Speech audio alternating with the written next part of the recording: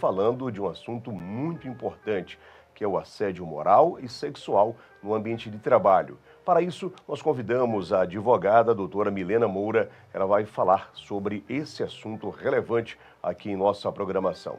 Doutora, primeiro, seja muito bem-vinda ao Bom Dia Barreiras. O que caracteriza, de fato, o assédio moral no ambiente de trabalho? Bom dia.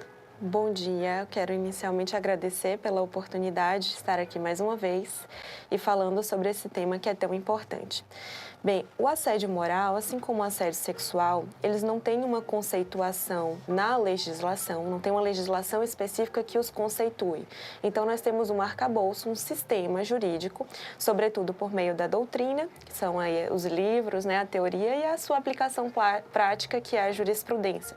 Então, nós temos as decisões reiteradas aí da Justiça do Trabalho nesse sentido, que vão nos dar um norte do que é de fato o assédio moral e o assédio sexual. Então, começando pelo assédio moral, é justamente aquela conduta adoecedora, estressora, que causa o isolamento, a depreciação de uma pessoa no seu ambiente de trabalho. Então, o ambiente de trabalho passa a ser uma tortura, É um local onde a pessoa passa a sofrer apelidos depreciativos, não é uma mera cobrança de metas, Porque é importante também a gente não vulgarizar o termo assédio.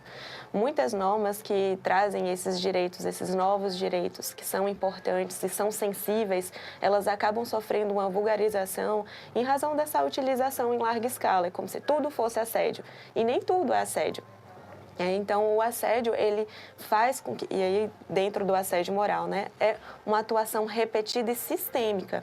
Então, aquele trabalhador, aquele colaborador vai repetidamente se sentir depreciado no seu ambiente de trabalho. E aí podem ser palavras de baixo escalão, podem ser gritos, entonações que façam com que aquela pessoa se sinta humilhada. E aí, com isso tudo, vai haver um dano psicossocial dentro do ambiente de trabalho, um abalo psíquico de fato.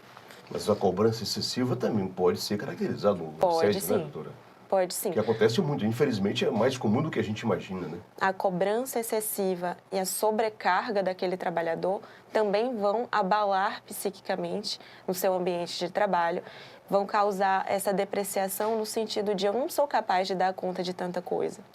E aí, reiteradamente, aquilo pode depois se transformar numa depressão, numa síndrome de burnout, que também tem sido algo muito comum e muito falado, Então, é importante a gente entender qual é a medida dessas cobranças.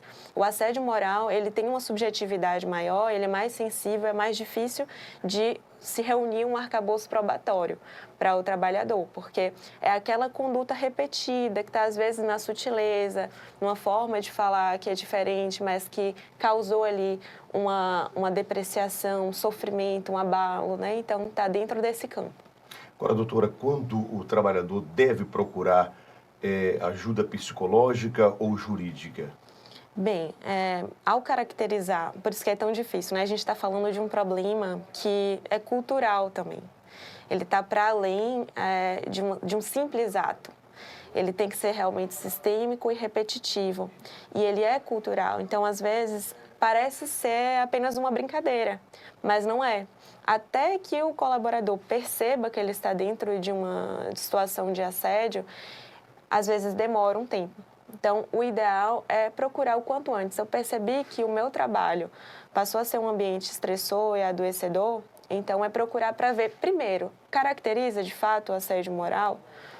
É isso que está acontecendo mesmo? É uma violência? É isso que está ali descrito na norma regulamentadora 01, que a empresa tem essa obrigação, de fato, de evitar?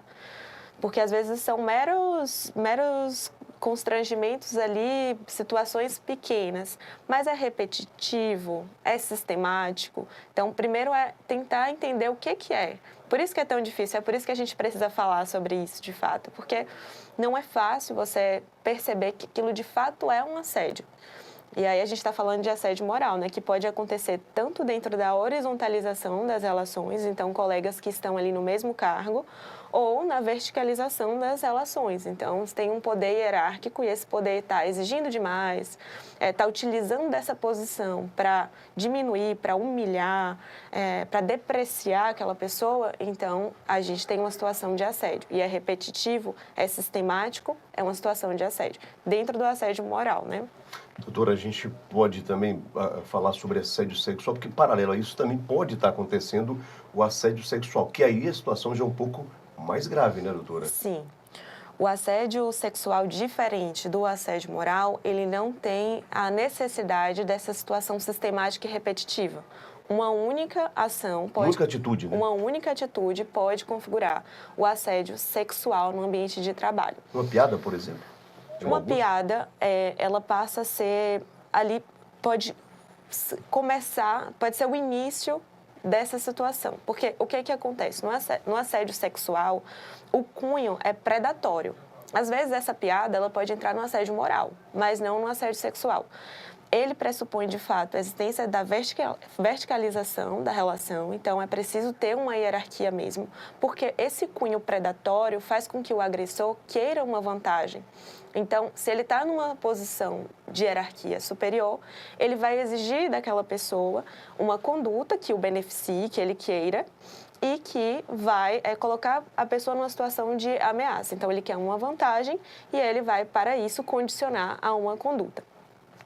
E vai ameaçar, né? Então, é importante a gente ter essa diferenciação. O assédio sexual, inclusive, ele pode ter uma repercussão civil, trabalhista e também criminal, né? Porque a gente, às vezes, olha só sob a perspectiva da empresa, porque a empresa tem que coibir, tem.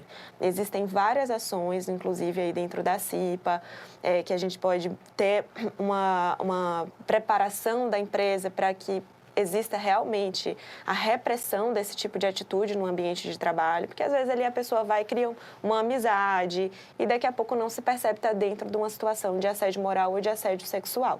Então a empresa ela precisa estar ali sempre se responsabilizando, trazendo palestras, trazendo conscientização para esses trabalhadores, mas sobretudo a gente tem que ter uma consciência individual. E é por isso que é o desafio, né? É um desafio muito grande, porque nós temos um sistema cultural que fomenta algum apelido, né? A gente tem grupos mais sensíveis, né? Então, às vezes, a gente tem ali uma situação de racismo, a gente tem uma situação de homofobia, de violência de gênero. Tudo isso pode estar dentro tanto do assédio moral quanto do assédio sexual.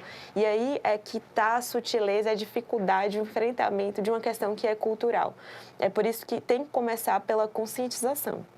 Qual a importância dos colegas nesse momento, doutora? Porque a gente sabe que, infelizmente, ainda acontecem fatos do trabalhador estar sofrendo assédio moral, mas não querer denunciar, tomar uma providência por medo de perder o seu cargo na empresa e precisa desse trabalho, precisa desse emprego, dessa renda, então ele fica meio que acuado. Qual a importância do colega de trabalho nesse momento de perceber a situação e procurar ajudar esse colega?